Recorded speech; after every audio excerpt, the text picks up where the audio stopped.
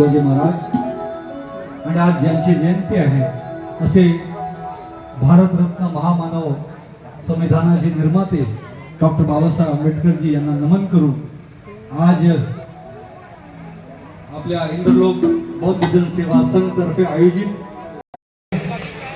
आणि मी इंद्रलोक बौद्ध जन सेवा संघाचे प्रत्येक पदाधिकारी माझे मित्र गमरेजी राजाजी सर्व पूर्ण जेवढी मित्रमंडळी आहेत सर्वांना मनापासून खूप खूप हार्दिक शुभेच्छा व्यक्त करतो की एवढा सुरेख कार्यक्रम आपण सर्वांनी मिळून या ठिकाणी आयोजित केला आणि आजच्या दिवशी डॉक्टर बाबासाहेब आंबेडकरांची विचारधारेला लोकांपर्यंत पोहोचवण्यासाठी आपण हा कार्यक्रम आयोजित केलेला आहे.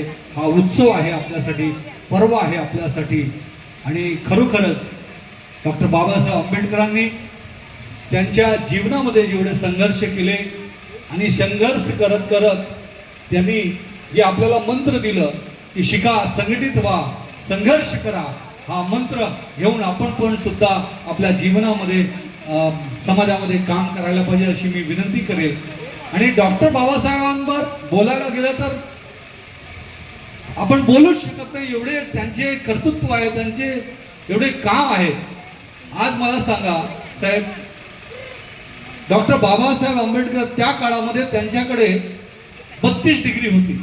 1, 2, 10, 20 नाही, 32 डिग्र्या. आज कोण आहे का या देशामध्ये ज्याच्याकडे 32 डिग्री आहे?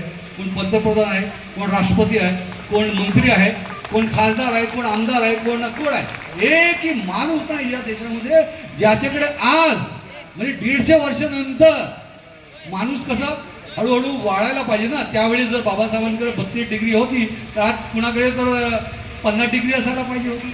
पण त्यांचा जो कर्तृत्व होतं ते कुणी पार करू शकला नाही. ही आपल्या सर्वांची खूप गर्वाची बाब आहे. डॉक्टर बाबासाहेबांनी प्रत्येक फील्डमध्ये काम केलेलं आहे. ते खूप मोठे इकॉनॉमिस्ट होते, खूप मोठे प्राध्यापक होते, चळवळीचे नेते होते आणि सर्वात महत्त्वाची गोष्ट म्हणजे या देशामध्ये ज्यावेळी या देशाचं संविधान लिहायची पाळी आली तर त्यावेळेस आज कसं आहे की बाबा तुम्ही कुठल्या पक्षाचे आहे, तुम्ही त्या पक्षाचे आहे, नाही ना ह्याला नाही घ्यायचं, तुम्ही आमच्या पक्षाचे आहे का, हा ठीक आहे ठीक आहे. पण त्यावेळेस डॉक्टर बाबासाहेब आंबेडकर जी सरकार होती त्या पक्षातले नव्हते.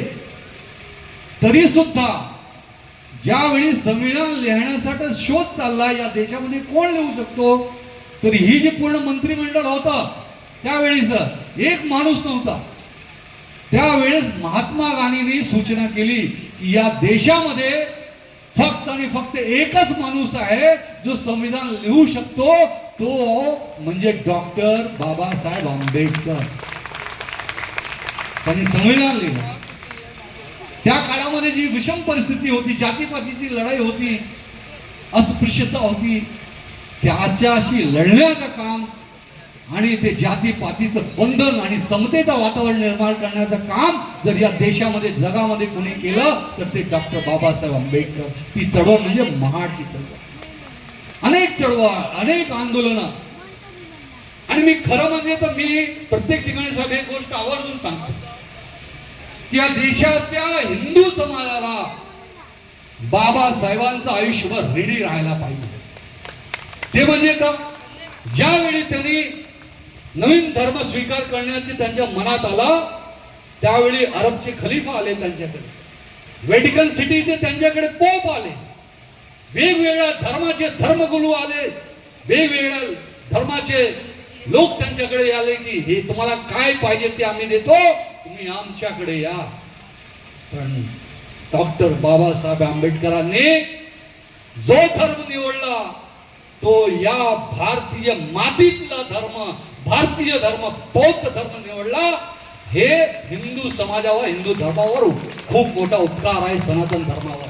हे प्रत्येक सनातनाने समजून घेतला पाहिजे. हे उपकार आहे डॉक्टर बाबासाहेब आंबेडकरांचे. समजा वेगळा काही धर्म त्यांनी निवडला असता तर आज या देशाची काय अवस्था झाली असती. तसंच आपण रडतोय कधी न्यायनगरला काय घडतोय. आज बघा काय घडलं आपल्या रामदेव पार्कला. मी आता पोलीस स्टेशन वरूनच येतोय. 3 वर्ष 9 महिन्याची मुलीवर 42 वर्षाचा एका नराधमाने बलात्कार केला. आम्ही 6 तास पोलीस स्टेशनला होतो, FIR लॉन्च करूनच आलो. आणि ते FIR पण झाली तर कुणामुळे? डॉक्टर बाबासाहेब आंबेडकरांच्या संविधानामुळे, कायद्यामुळे. आणि जी त्यांनी कायदा दिला आपल्या इथे, आपल्या आई बहिणी बसल्या. आई बहिणींसाठी आज बरेच लोक बोलतात की महिलांचं आम्ही अमुक करू तमुक करू विकास करू. पण हो, 70 वर्ष अगोदर आपल्या बाबासाहेबांनी महिलांसाठी हिंदू कोड बिल मध्ये त्यांना संपत्तीचा अधिकार देऊन गेले. महिलांसाठी मॅटर्निटी लीव्ह सुट्टीचा अधिकार देऊन गेले. अनेक वेगवेगळे जे दीन दुखी गरीब दलित पीडित शोषित वंचित आहेत त्यांच्यासाठी त्या संविधानामध्ये अनेक उपक्रम कायदे अधिकार दिलेले आहेत, ज्याच्यामुळे आज आपण समाजामध्ये जगतो. तर बाबासाहेबांबद्दल आपण जेवढाही बोलू तेवढाच कमी आहे. त्यांच्या ऋण आपण फेडूच शकत नाही. पण मी हात जोडून एवढीच विनंती करेल, त्यांचा जो मंत्र आहे शिका, संघटित व्हा आणि संघर्ष करा, हे आपण सर्वांनी आपल्या जीवनामध्ये आत्मसात केलाच पाहिजे. एवढंच बोलून मी माझे 2 शब्द संपवतो. आपल्या सर्वांचा खूप खूप मनापासून धन्यवाद व्यक्त करतो. मला इथे आमंत्रित केला, 2 शब्द बोलायची संधी दिली, माझा सन्मान केला आणि मलाही वंदन आणि प्रणाम करायची मला संधी दिली. त्याबद्दल मी आपल्या सर्वांचा आणि आपला इंदुरलोक बौद्ध सेवा संघाचा प्रत्येक कार्यकर्त्याचा, राजाभाऊ गमरेजी, सर्व पदाधिकाऱ्यांचा मी खूप खूप मनापासून आभार व्यक्त करतोय. धन्यवाद.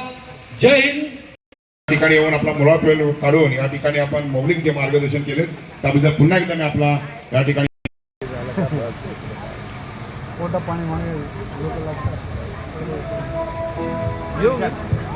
अजून 2-3 ठिकाणी